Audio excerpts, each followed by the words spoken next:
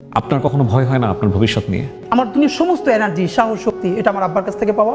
কিন্তু এতগুলো মানুষের জীবন চিরতরে অন্ধ, পঙ্গু, আমার সামনে বসে একজনের চোখ উপড়ে যাচ্ছে, যে চোখ এরকম চেপে ধরছেন। ওর মাকে যখন আয়না করে নিয়ে আসছে তখন ও খুব ছোট, ওরেও নিয়ে আসে সাথে। ওর মাকে মারতে মারতে এমন অবস্থা হয়েছে, তো ও বলছে যে আমার মার একটু পানি দেন। এরপরে এমন লাথি মারছে, ওর মা ওর সামনে বাথরুম করে ফেলছে। একটা মেয়ে বলতেছে যে তাকে আয়না ঘরে নেওয়ার পর তার পিরিয়ড হয়ে গেছে মায়ের চড়ে, তারপরে বলছে আমাকে প্যাড দেন। হো হো করে হাসতেছে। আপনি ভাবেন যে আপনার বোন আপনার, এবং সব থেকে ভয়াবহ, বাচ্চার চোখ ঝুলে যাচ্ছে। এখন পর্যন্ত বেওয়ারিশ কতগুলো লাশ আমরা শনাক্ত করতে পারি নাই। তো আমার পাশে একটা ছেলে ছিল, আমার চেয়েও বয়স কম, ওর পরনে একটা মাস্ক ছিল, হাতে লাঠি ছিল। তো হঠাৎ করে দেখি ও আমার মনে হয় একটু দূরে ছিল, ও লুটিয়ে পড়েছে। ওর পুরো মুখে মাস্কটা, হাতটা দুভাবে এবার ছড়ানো, রাস্তার মাঝখানে গল গল করে রক্ত ড্রেনের দিকে চলে যাচ্ছে। এবং এটা গুলিটা নিচ থেকে আসে না, হয়তো কোনো ছাদ থেকে বা স্নাইপার শুট, কারণ নিচ থেকে আসলে তো আমাদের গায়ে লাগতো।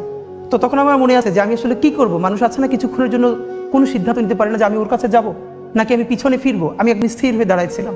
তখন আমার কারা যারা সাথে ছিল টেনে পরে দূরে নিয়ে গেছে। ওইটার পরে আমার সিদ্ধান্ত চূড়ান্ত হয়েছে যে ও তো আমার একটু পাশে ছিল, ওই গুলিটা তো আমার মাথায় আসতে পারতো। কিন্তু আল্লাহ যে ওরে নিয়ে গেল আর আমারে রেখে গেল, এর মানে আমার কিছু কাজ আছে, এই লড়াইটা আমার জারি রাখতে হবে।